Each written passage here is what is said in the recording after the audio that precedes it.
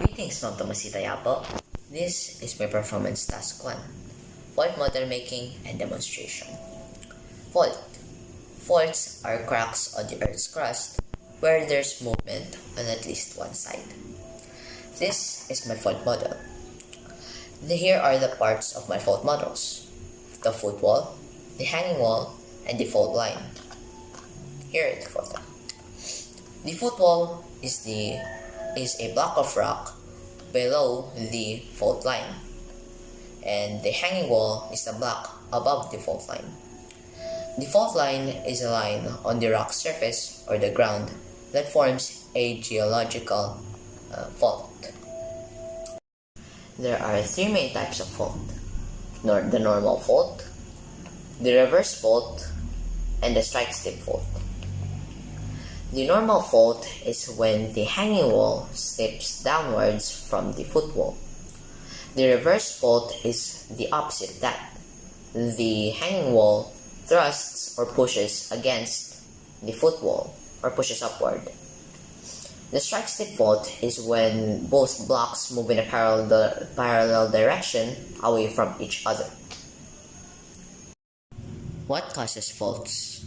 Faults are classified by how they move, and there are 3 main types of stresses that cause movement along faults: tensional stress, compressional stress, and shear stress. Tensional stress is when slabs of rocks are pulled apart.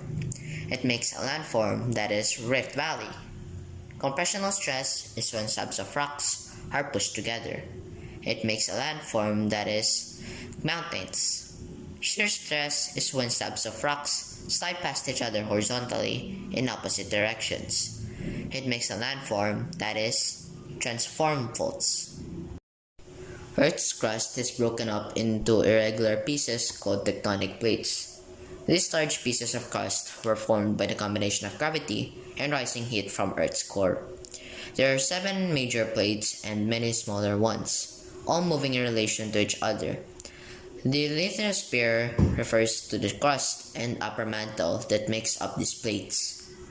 As tectonic plates move past each other along fault zones, they sometimes get stuck. Pressure builds, and when the plates finally give and slip, energy is released as seismic waves, causing the ground to shake.